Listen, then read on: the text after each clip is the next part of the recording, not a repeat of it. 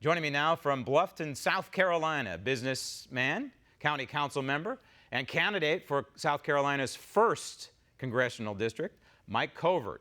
Mike, you agree with that? I've been arguing on this program. There's a couple of routes you could take here. One, McConnell could just simply dismiss the articles of impeachment. I think that was a route, but he didn't choose to take it. So now it looks like we're moving forward with a trial. And I believe the president deserves his day in court as a future member of Congress. You agree with that? And then replete with the whistleblower. We need to hear from the whistleblower, do we not? We need to hear from somebody, that's for sure. And Graham, thank you for having me. Welcome to the South Carolina 1st Congressional District. Yes, I firmly agree with that. Thank goodness Senator McConnell is finally doing what he's supposed to do. Stand up to Nancy Pelosi. Somebody's got to do it. They're certainly not doing it enough. And yes, President Trump needs his day. The Democrat who currently represents District 1, this is a guy that many Americans may remember because this was a hotly fought seat. It went down to the wire. Joe Cunningham. He voted to impeach the 45th President of the United States. Do residents of Charleston County and other areas in District 1 want to see the President of the United States impeached and removed from office? No, absolutely not. And, we were waiting for Joe Cunningham to make a decision. But when you're being controlled by the strings of the puppeteer, Nancy Pelosi, he wasn't able to do that. We all knew he was going to vote to impeach, just like the bill of goods that he sold the 1st District back when he was elected, which, by the way, we should never even be in this position that we're in. But since he was elected, he sold us a bill of goods, and he's never delivered on it.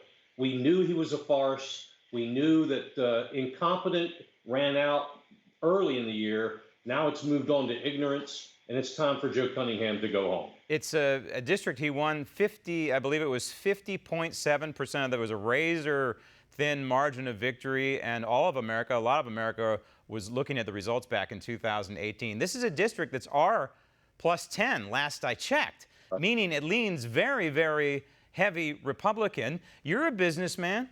You're on the county council. You're pro-life. You're pro-2A. But on taxes, something caught my eye when I was looking at your website. On taxes, something caught my eye. And it's this. I'm going to read your quote.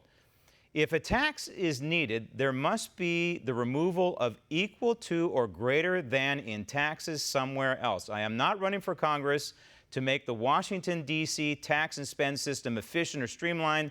I'm running for Congress to end excessive taxation, excessive spending, and cut the size of our government.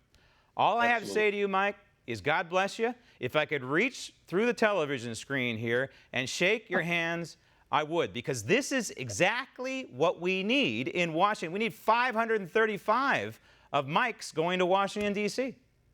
I agree. And, I use those terms. One of my favorite reads is Barry Goldwater.